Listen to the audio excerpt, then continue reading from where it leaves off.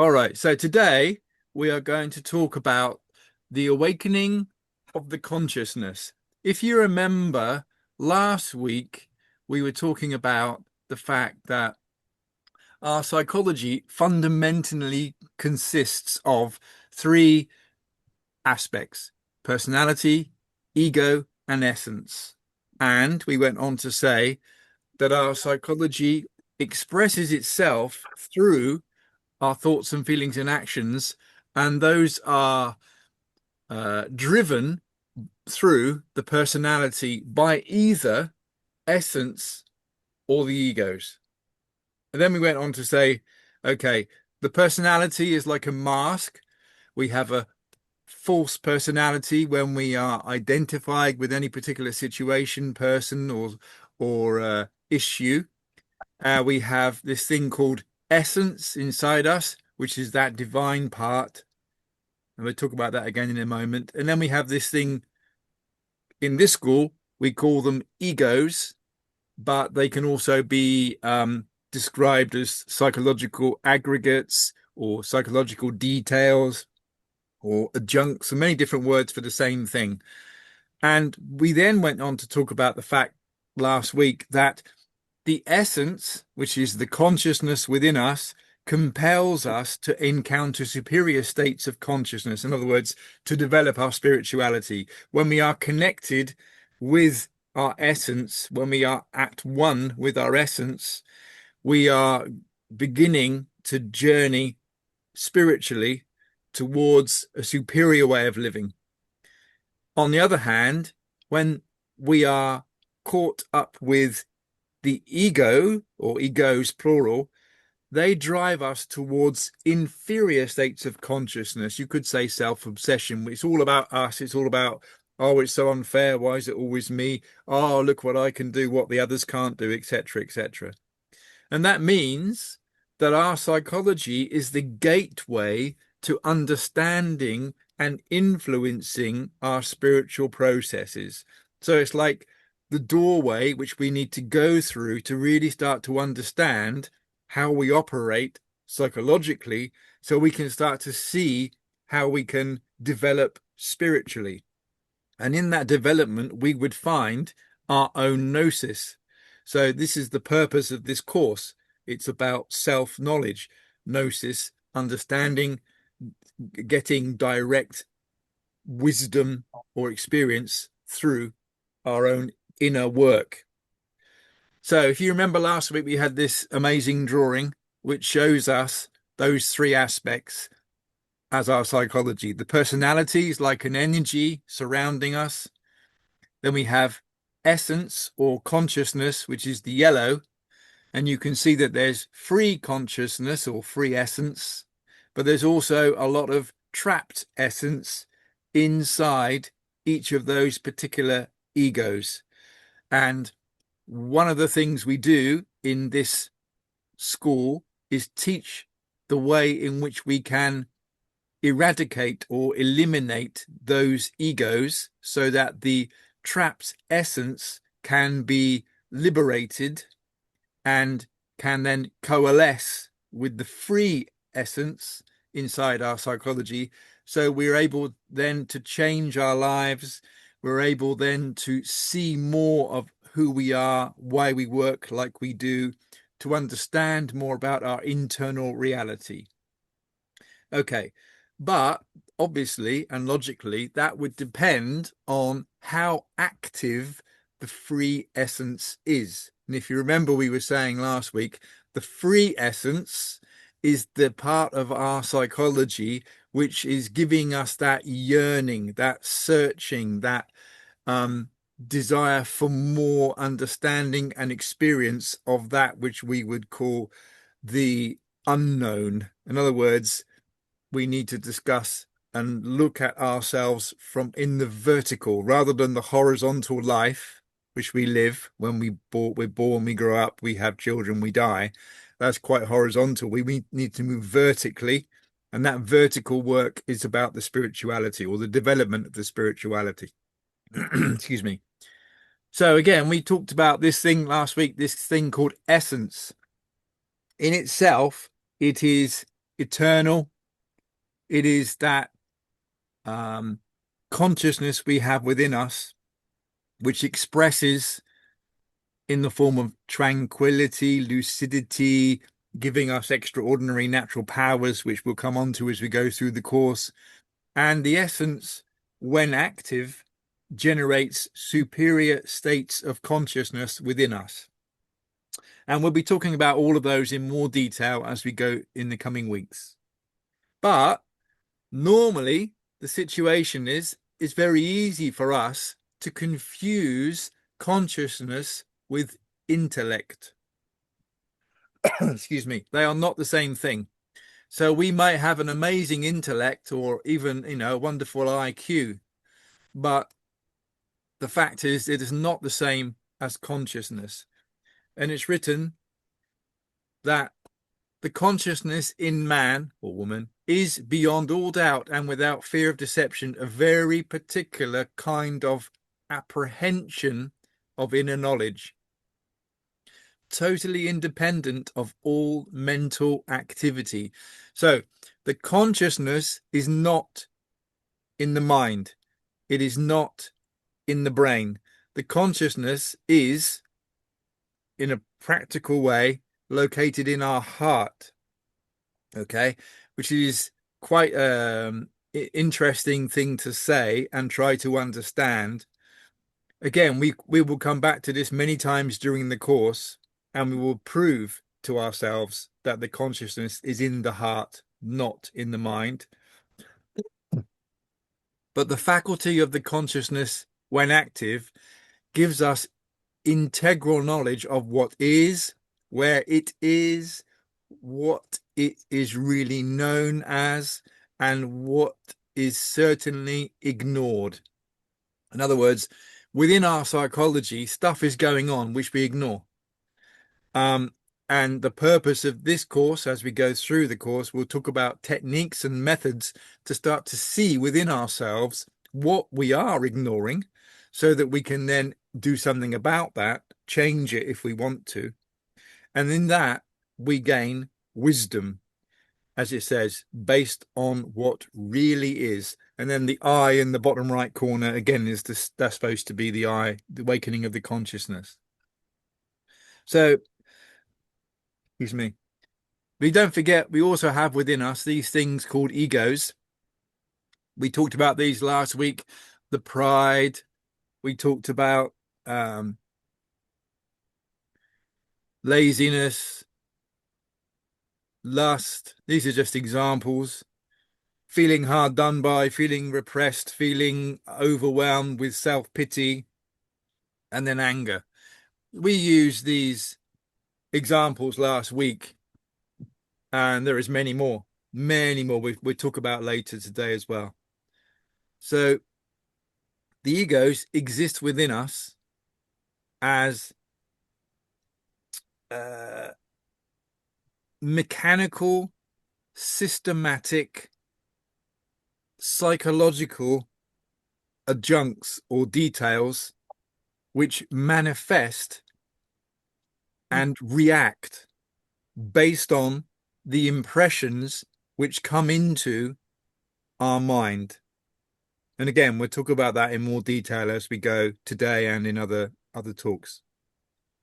So if you remember this picture from last time, we talked about the fact that our psychology's got all these egos inside. As you can see, the clouds represent the egos and the little kind of golden bits represent the trapped essence.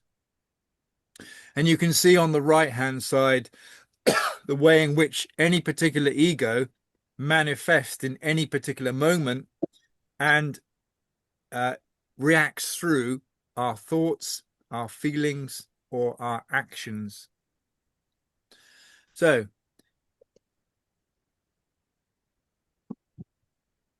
some of this consciousness can be described as subconsciousness.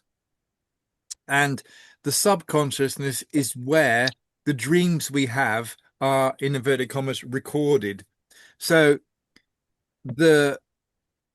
what we get up to at night or whenever we sleep, when we have all of our dreams, maybe it's a nightmare, maybe it's a lovely dream, maybe it's a lucid dream, maybe it's an astral projection, whatever it is, those dreams are recorded by the subconsciousness.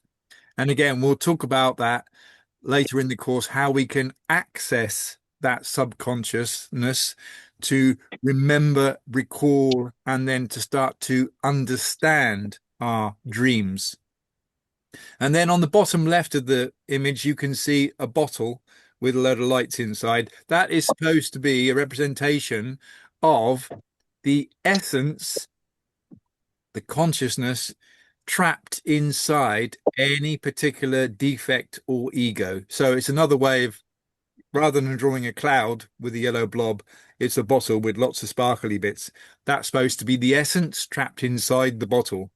And we will, in a few weeks' time, be talking about methods in detail about how we can break that bottle to release that trapped consciousness or trapped essence. You can also see on the picture where it says our essence brackets consciousness, then it says normally asleep. So the essence which is free, i.e., not absorbed or trapped within any particular ego, that essence which is free is normally psychologically asleep. What do we mean by that? We mean that it's not active, it is passive. Normally, we are not aware of everything that is going on inside us or outside of us. So again, last week we talked about the way in which if you now you're sitting down, you can feel your bum on the seat. You become aware of your breathing. And now, if you become aware of your breathing, you feel your clothes on your back. And it won't take long if you maintain this level of alertness to be able to look out of your eyes as though they are windows. Okay? That's because in that very simple activity, what we've done is awakened the consciousness. It's that free consciousness has been, you could use the word stimulated through that little tiny practice to enable it to be active. So it remains awake in a state of vigil, vigil, and it is unusual, to be honest, for most people to be in a state of vigil, to have their consciousness awake during the day. Normally, as humanity, we find ourselves with our free consciousness asleep psychologically and our trapped consciousness just buried within the ego. So we actually spend a lot of our day like puppets, like marionettes. We are being controlled by the ego, and the ego is reacting to the impressions that come in through our five senses. And again, we'll talk about this in more detail as we go. So why is it that that consciousness, that free consciousness, is asleep? Why is it passive? Well, fundamentally, and pretty well for all the reasons, it is because it is overwhelmed by all those egos doing their own thing. So each of those egos is manifesting, each one of those egos is trying to be the controller of the human machine in any particular moment through the thoughts and feelings and actions, which means that that essence, that free essence, is completely pushed out of the picture, is completely subdued. It is overwhelmed by the activity of all those different psychological details occurring inside us as we react to situations or people or thoughts or moments or concepts, whatever it is which we're having. We listen to the radio and we suddenly have a concept about the DJ, for example. So that is the normal condition of most of humanity. And the sleep of the consciousness, or rather the passive style of the essence, you could say the same thing, is a result of a process which we're going to talk about now. So you can see here, this guy in the foreground with the yellow shirt, He's obviously looking out the window or thinking about something else. He's got his earphones in, and the teacher's up on the blackboard there teaching whatever it is. But this guy is completely somewhere else. He's completely, excuse me, not in the classroom in the lesson that he's receiving. Okay, Oh, so 18-minute timer, Alexa. Mm. Nicole, can you Oh, mute? oh, yeah. Thanks. So let's look at what these processes are. The first thing that occurs in any moment is a thing called identification. So, although it's a word which we all know of and all hear it, we can all recognize what it means. Actually, from a psychological point of view, it's a very momentary feeling where, for example, through a person, another person, or through an object, or my mobile phone, or a situation, oh my goodness, I'm going to miss the bus, or an idea, yeah, I could do that. Could get a new patio in my garden. Okay. As soon as we start to identify through any of these routes, okay, what we do is thoughts are generated within our psychology, which take us away from who we are in any particular moment. And what happens? It leads to fascination. So fascination is rather than just thinking about the other person or object or situation, we actually um, feel and act in accordance with that. So, for example, imagine one of us is going, all of us, whatever, are going shopping. We go down the precinct, we're going to buy some cough medicine from the pharmacy. And as we walk down the high street, there's many, many shops and many, many distractions all around. And suddenly we come to a jeweler's shop and look in the window and there's a lovely ring. Oh, look at that ring. Isn't that lovely ring? Suddenly we become identified with the object. And then the fascination occurs when rather than just thinking about, in this case, the ring, okay, we actually go into the shop and ask the shopkeeper about the price of the ring, the value of the ring, the size of all the questions we can think of about this ring. And then we worry about how we're going to get the money to pay for the ring, even though we didn't want to buy it. Now we do want to buy it. We become fascinated by it. Okay. These two things, identification and fascination, are the way in which any ego begins to manifest through our psychology. So it could be another example where we're walking down a road or by a restaurant somewhere and we smell toast. Okay. That smell of toast or the smell of coffee. People smell coffee and go, wow, that smells really nice. Oh, I love the smell of coffee. Oh, I need coffee. And suddenly we're identified with the smell of that. And then it leads us to fascination. I need to go and get a breakfast now. I need to go and get an all-day breakfast. Or maybe I need to go and buy some brown bread because brown bread is best when it's toasted. And so I'm going to go to Tesco's now and get some brown bread so I can have some toast, etc., etc. We become fascinated with something so simple. Um, we find ourselves caught up with something which is actually not what we set out to do. So in this case, the first example, we went to buy some cough medicine. We ended up buying a ring or trying to buy a ring. It could be that we're on a very elegant cruise, sailing in a boat, say for example, down the Nile or whatever it is, and then we read in the newspaper about the uh, illnesses on another. It's in the news now, isn't it? Illnesses on another cruise liner, and we suddenly get very nervous and agitated about the fact that there's another illness on a different boat, even though the boat we're on is there's no problems at all. And we start to get very concerned, and suddenly we need to think about changing our holiday, and maybe we should get off and stay on land, and then take an aeroplane home, and all these things. So we become caught up. We become identified and then fascinated.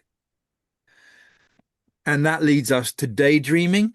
which we've all, I'm sure, done before in our daily life at some stage, and leading, or it does lead us to forgetting ourselves.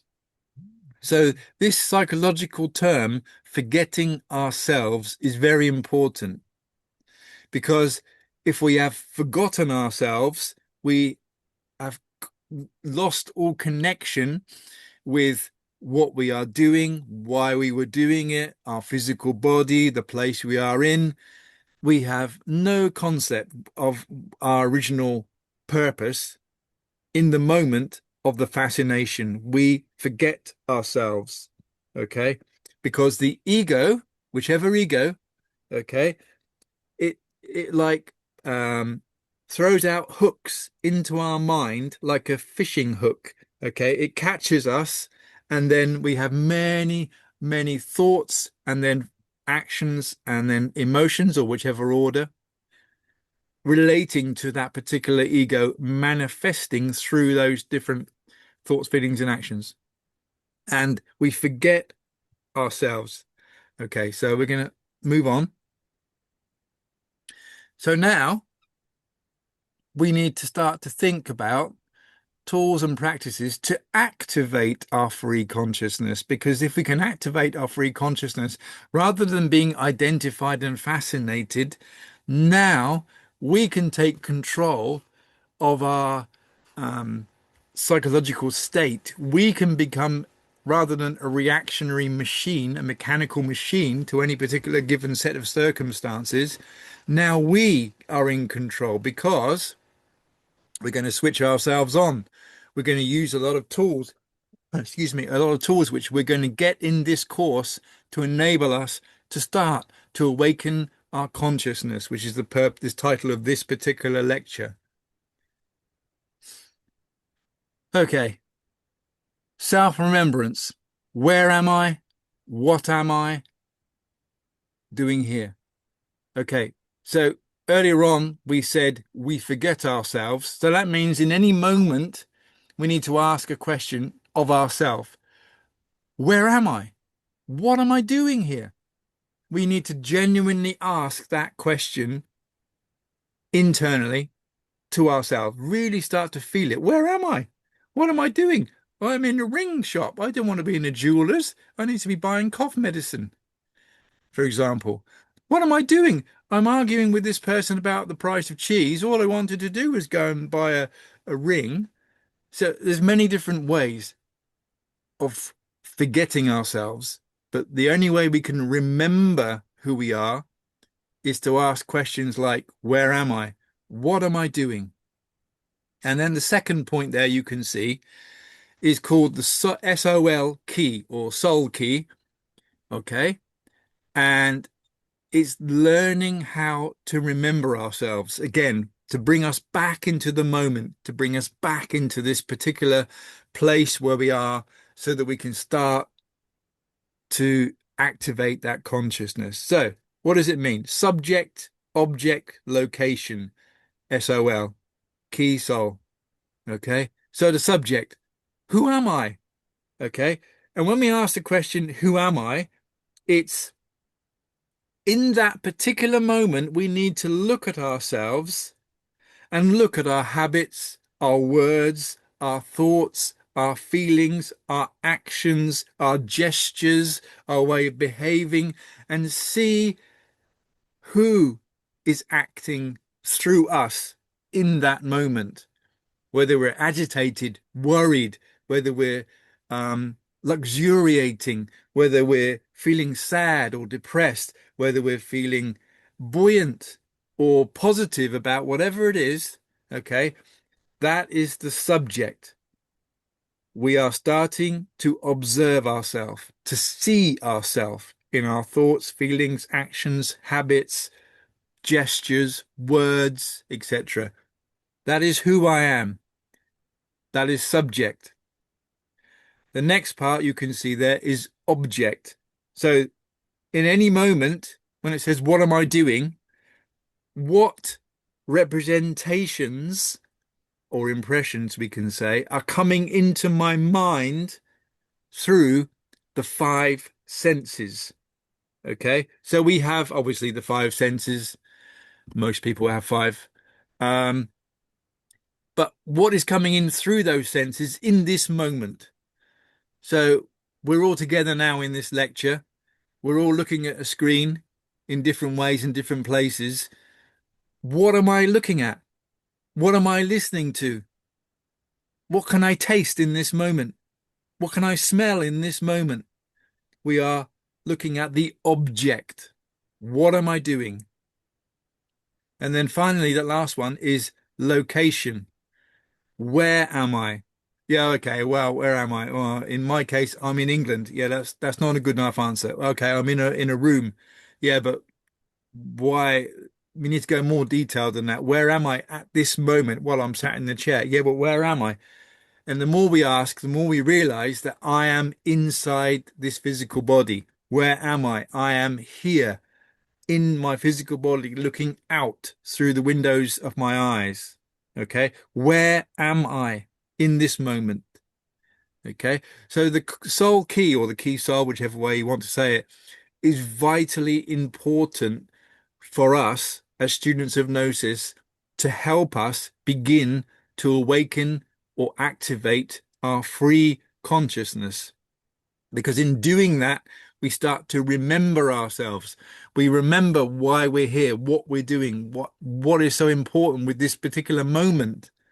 In other words, we start to live our life rather than exist mechanically in our life. We take full advantage of the place and the you could say the very moment that is occurring here and now. Okay, we take advantage of it because if we just passively exist, we get to the end of the day and we don't even remember what we've done. But if we're actually living the moment with a capital L, living that moment, then we start to come alive, you could say. We start to activate our free consciousness and remember where we are. We break out of the bubble of mechanicity in which we find ourselves. And then we have this thing we started to talk about last week called the observer and the observed. We need to observe ourselves. We need to really start to genuinely look at who we are from inside. It's not just about observing the movements of our body, like it says there. It's not just about looking at our gestures, looking at our stance, looking at our maybe you have a pain in the foot or whatever it is. It's actually the vigilance of oneself in a psychological way, looking at our emotions, our thoughts, our passions, our words, our reactions, etc., etc. So this observer and the observed, this tool, although to begin with it feels very cumbersome and strong and difficult practice to get round because we have to split ourselves into those two parts, the observer and the observed. Psychologically, once we start to do that, we see that all three of these practices, self-remembrance, soul key, and observer and the observed, are all layers of the same practice, which is to try to feel what it's like in this moment, here and now. If we feel what it's like in this moment consciously, because you can't do it mechanically, consciously, we can't do it intellectually. We need to do it with our conscious, then, or consciousness, then we start to see that the benefit of these tools and practices is that we start to live our life in a different way. You can say it's a revolutionary way, to be honest, because most of our life and most of the people in the world do not live in this way. But we are going to try to live in this way because as we get better at doing it with practice and practice and practice, then we start to see the world in a different way. We start to see ourselves in a different way and we can change it for the better. And if we change ourselves, then it will impact the people around us. Okay, so let's carry on. Back to this picture again. Um, you know from last week I'm looking at the time. Um, we want to awaken our consciousness, that consciousness which is free. So those three techniques we just talked about, self-remembrance, the key soul, and the observer and the observed, will help us awaken our free consciousness in any moment. That means that whenever an ego wants to manifest, then it will manifest through our thoughts, feelings, or actions. When it does manifest, we'll be able to observe it. And by observing it, we can understand it. And as soon as we understand it, it will not be removed, but it will dissipate. It will go to the sidelines of our psychology. So that means we need to split ourselves into the observer and the observed. Okay, so in a moment, we're going to do a practice to do with this particular method. Um, but the point to note is that the free essence or consciousness is us. That is who we are. That is the divine, eternal, constant part of who we are. Okay, that is the core of who we are. And that is the part which we need to awaken and then observe the rest of our psychology going on, as you can see on the right hand side. So the egos manifest as a reaction to what comes in to our psychology through the five senses. So if we see, for example, road rage, we see an angry person in a car, whatever, banging the steering wheel or shouting insults or whatever, how do we feel in that moment? Well, we feel a certain way because a particular ego is manifesting, whether it's through our feelings, making us get worried, so we lock the door on the car, or maybe we feel angry because he's angry in the other car because we can't believe that he's angry. Why should he be angry? So therefore we get angry. Or it could be that we start thinking, for example, oh, I hope he got caught on that camera. Um, or we might even actively try to uh, uh, move our vehicle, our car, to impede the other guy so that if he's having his road rage, he doesn't actually impact anybody else. There's many different examples we could use. The fact is that at the time, at that moment, the egos are manifesting, depending on which ego is nearest the top of the greasy pole, I suppose that we could say. Okay. And it will manifest through the thoughts and feelings and actions. We need to observe that to verify two things. We, as students of Gnosis, need to verify that egos exist. That's the first thing. Because all this talk of egos and essence and psychology and personality and all this stuff is fine, but we need to make it real within us. We need to observe those egos to say, yes, they exist. We need to experiment and verify. This is what the Gnostic masters teach us to do. We don't take anything blindly. We need to um, uh, really start to understand for ourselves. So we need to verify the egos are there, and also we need to verify that the egos, are a multiplicity. What does that mean? It means that there is more than one or two or three or five egos. There is hundreds and hundreds and hundreds of egos, thousands. Okay.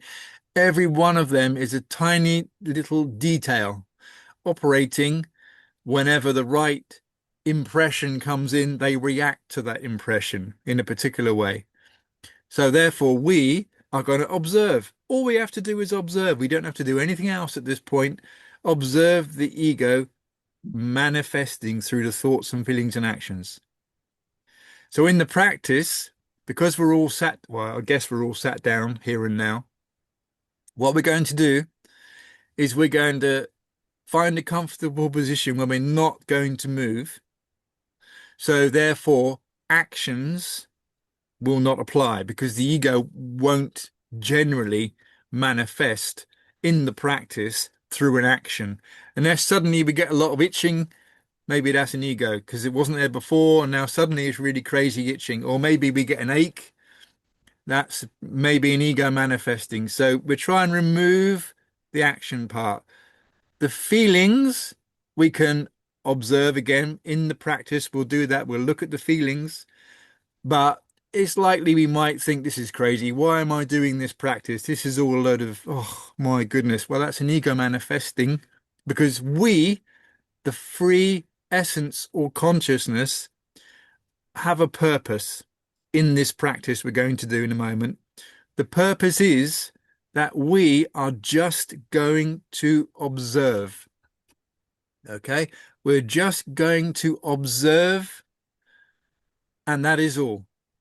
So, our consciousness, who we are, the very core of who we are, is going to observe the ego.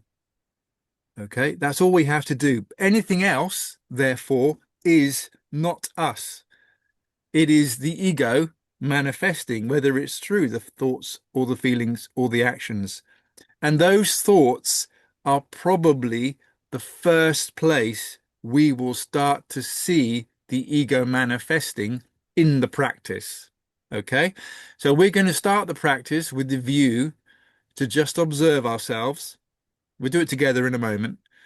But if any thoughts come, we need to see that thought as it happens, not to react to the thought, just observe the thought.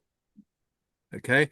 But we need to think that now I'm saying it to try and help understand it. Every thought has a thinker, okay? Because we are not trying to think in the practice, we are just observing. So the thinker is another ego manifesting or trying to manifest. So any thought that occurs, we just observe it, but we can come to the conclusion and verify that wasn't us because we're doing the practice of observation, or the observer and the observed. Instead, it was an ego that was manifesting in that moment, which we observed as a thought. And that is all the practice is. Okay? Let's see what's next on the slideshow. I think we're getting near the end. Uh, yeah, there you go. So I'll stop sharing now. Okay. Uh, so what I'm going to do is, if you're all happy, we're going to relax together like we normally would. And then we're going to, I'm looking at the time, we've got 15 minutes. Um, we're going to relax the physical body and then make a conscious decision to observe ourselves. Okay.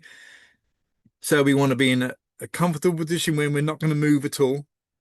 And we're going to close our eyes and just observe what happens. And any thought that comes is not us because we're observing. So a thought that, oh my, I need to get the bread out of the oven. I need to go and take the dog for a walk or whatever it is, that's an ego manifesting. Okay. If we suddenly feel dreadful because we've forgotten something, oh, I need to go and do that for my neighbor. Well, that's an ego manifesting because in this practice, all we're doing is observing for 10 minutes, just 10 minutes. So hopefully you all understand that. And so we're going to go and do this practice now. So I'm going to lead you through it. Um, I think we'll leave it in the recording because it's probably worthwhile for future reference. So I'll keep on recording now. So find a comfortable position, and we need to be still with our eyes closed.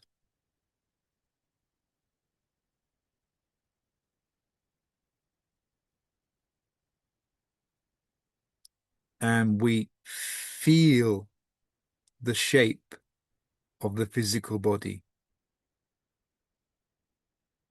Feel the shape of the physical body. Don't think about the feeling, just feel.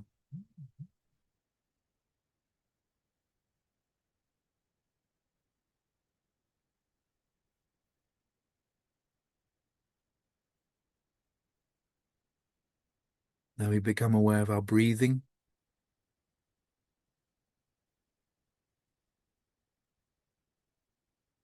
We're going to modify our breathing. We're going to breathe in through the nose, out through the mouth.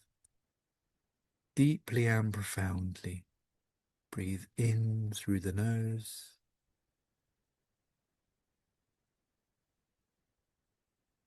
out through the mouth.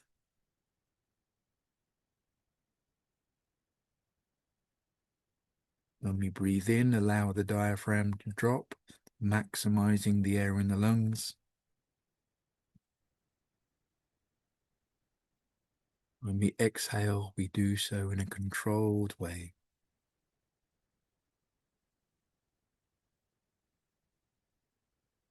In through the nose, out through the mouth. Deeply and profoundly.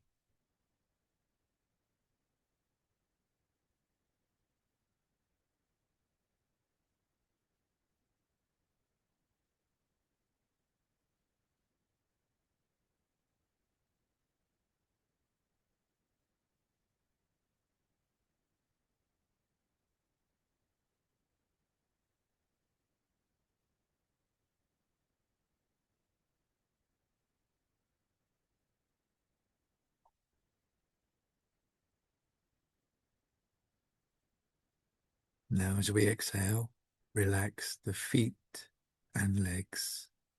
Feel the feet and legs relax as we exhale.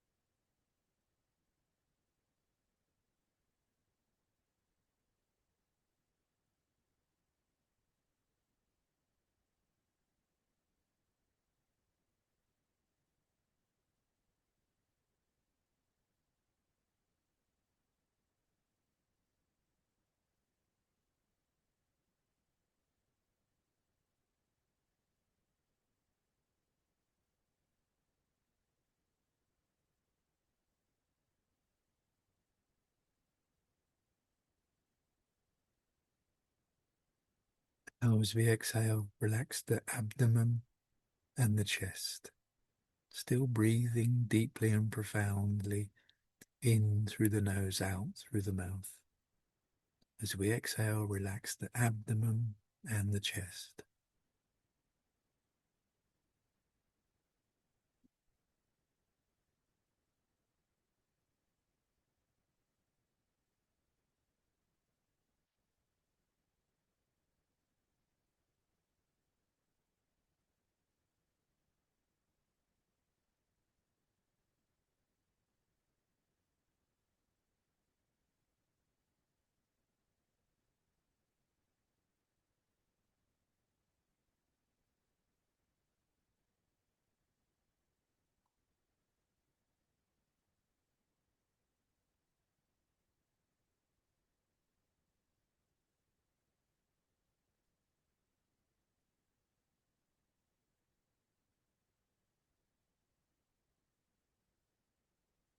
Now, as we exhale, relax the back and shoulders.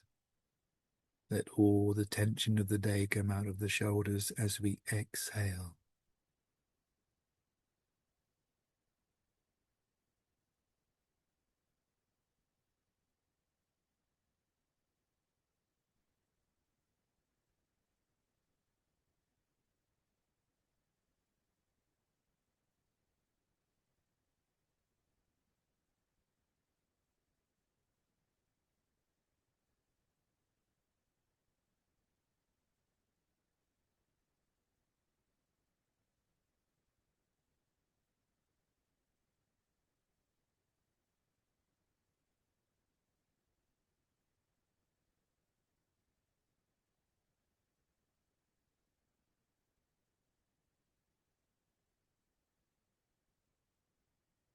Now, as we exhale, relax the hands and arms.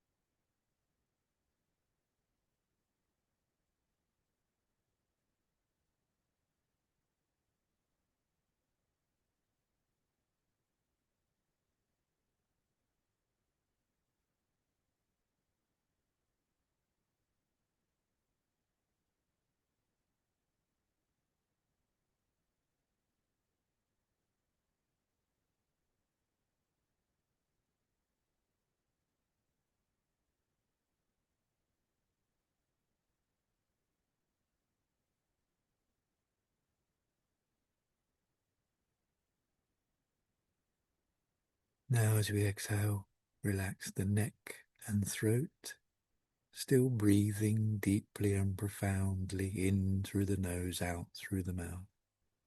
As we exhale, relax the neck and throat.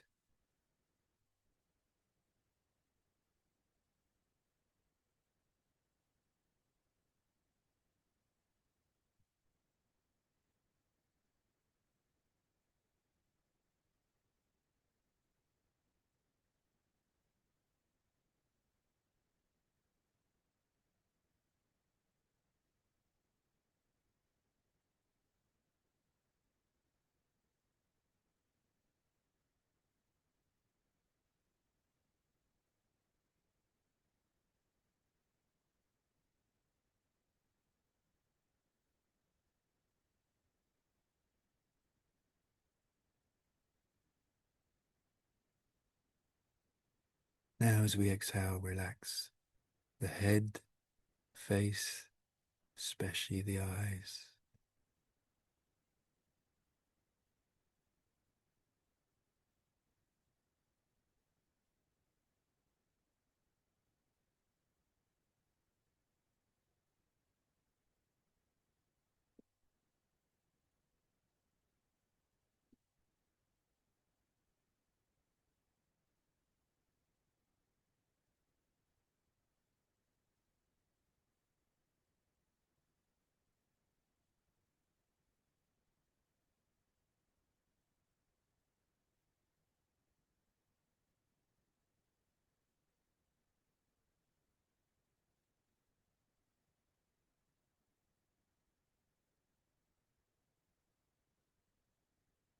And now we normalize the breathing.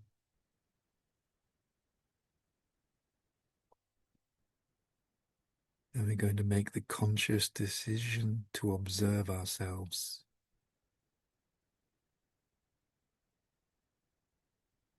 Just observe the thoughts, the feelings, or any actions come in the next few minutes.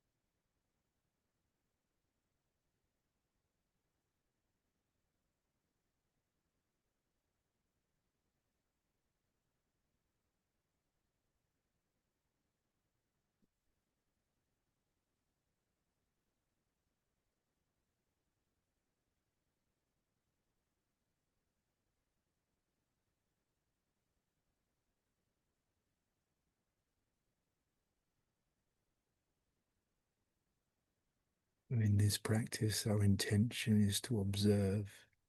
We, the consciousness, are observing our psychology. That's all. If we have any thoughts or feelings or actions, they're not us. We are essence observing.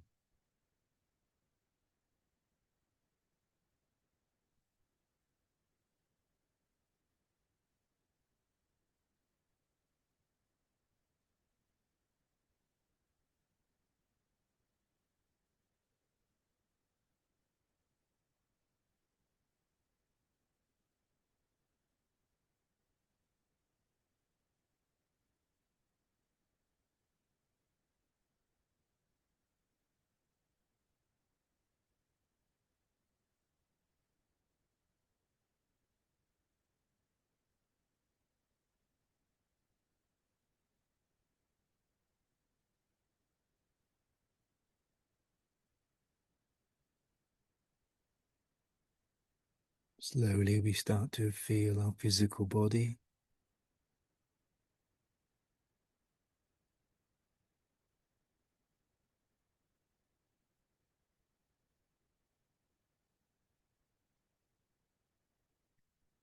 When we're ready, we can open our eyes as the practice has come to an end.